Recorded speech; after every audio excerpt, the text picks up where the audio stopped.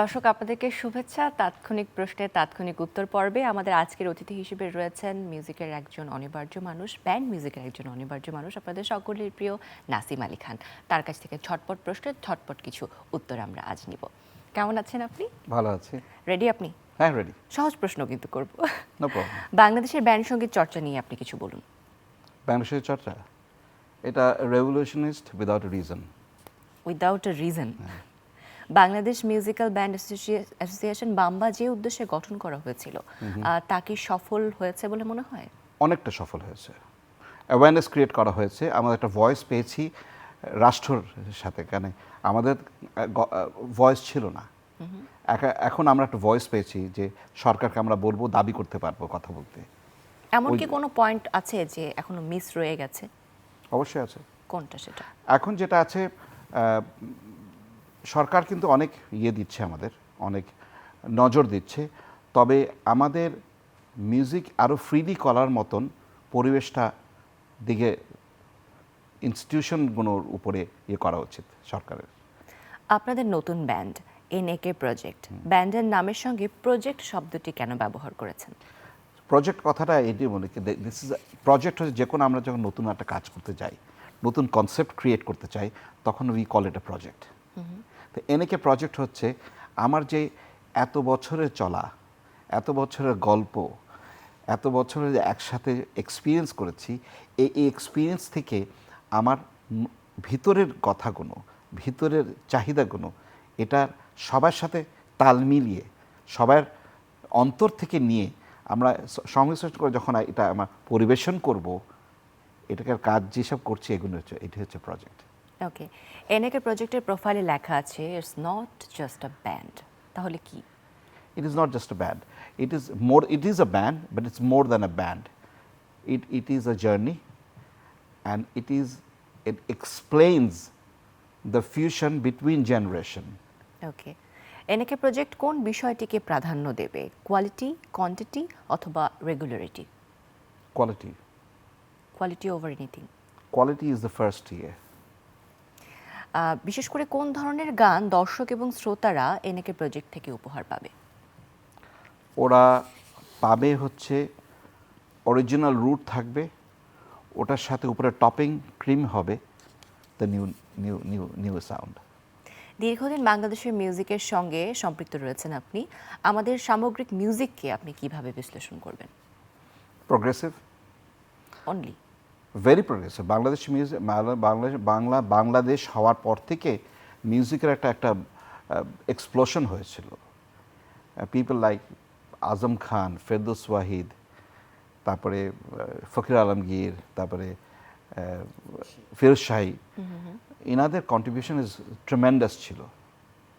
And ওরা বাংলাদেশের root থেকে বের করে নিয়ে এসে ওরা মেইন স্ট্রিমে নিয়ে আসলো, সো উইচ ইজ গুড। আর এটার পরে কিন্তু people start carrying out with it, melody আনলো অনেকে, যেমন লাকিয়া খান, তারা কিন্তু ল্যাটিন মিউজিককে ভালোভাবে ভাঙলো, and got the Latin music also in, যেটা আমার মধ্যেও আছে। আই লাভ ল্যাটিন মিউজিক, আর আমি ফিল করি যে ল্যাটিন মিউজিক সাথে বাংলা কিন্তু খুব সুন্দর মিশে। আমরা একটা গান আছে যেটা ভাবান্তর করেছি, সাগরের প্রান্তরে শুনি পর্বত চূড়ায় চাঁদ জাগে, এটা অরিজিনাল, কিন্তু এটা নেওয়া হয়েছে হ্যালবেলা ফন্টের জ্যামাইকান ফেভার বলে একটা গান। সো ওই গানের সুরের সাথে যখন বাংলা ভাব দিয়ে যখন তখন মনে হলো যেটাই বাংলা গান। সো ল্যাটিনের সাথে আমাদের খুব ভালো ভালো যায়। নাসিম আলী খানের প্রিয় তিনটি ব্যান্ডের নাম জানতে চাই। বাংলাদেশের না বাইরের? দেশীয় না ইন্টারন্যাশনাল? দেশীয়, আমাদের দেশের। হ্যাঁ, আমার তিনটা ব্যান্ড যদি বলি, আবার অবশ্যই বলবো রেনেসা, আমি অবশ্যই মাইলস, অ্যান্ড অবশ্যই দলছুট।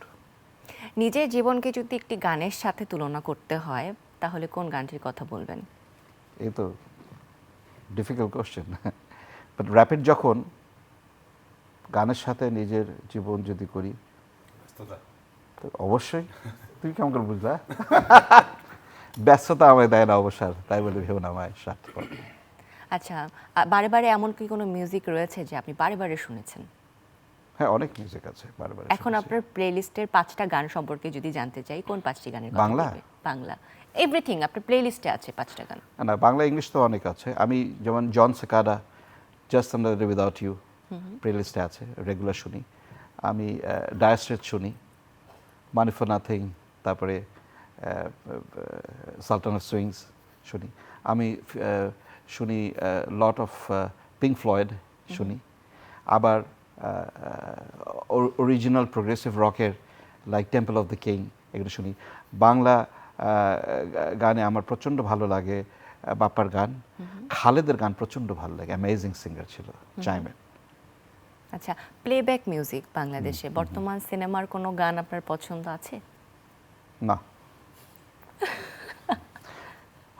এটা তো আমি কারো গানের দোষ দিব না। এখানে আমাদের সিনেমা, আমরা যেটা আগে ছিলাম, জহির রহমান যখন ছিলেন তখনকার যে সময়, যেমন সীমানা পেরিয়ে বা এপার ওপার, এখন কি ওই টাইপের কোনো ফিল্ম কি হয়? এখন ফিল্ম কেমন যেন একটা প্লাস্টিক হয়ে গেছে জিনিসটা। তার মানে আপনি হলে গিয়ে কখনো সিনেমা দেখেননি, মানে এই জেনারেশন বা এই সময়? একবার দেখেছি, খুব হতাশায় ফিরে এসেছি। কোনটা বাংলা, আমি বলবো না। ওকে, ওইখানে মাইকেল জ্যাকসন একটা গান ডান্স করছিল, মনে হচ্ছিল স্লো মোশন হয়ে গেছে।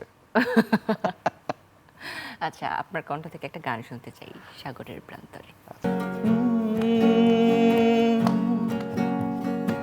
সাগরের ওই প্রান্তরে শুনি, পর্বত চূড়ায় চাঁদ জাগে, চল পথে আমি দেই পারি ফিরি চাঁদ জাগা ওই বন্দরে, তবু চলেছি ব্যথার মন নিয়ে, ফিরবো না অনেক দিনে আমি, ভারী হৃদয় নিয়ে পিছু দেখি, ফেলে আসা সেই মনটাকে, চলেছি ব্যথার মন নিয়ে, ফিরবো না অনেক দিনে আমি, ভারী হৃদয় নিয়ে পিছু দেখি, ফেলে আসা সেই মনটাকে। Thank you so much.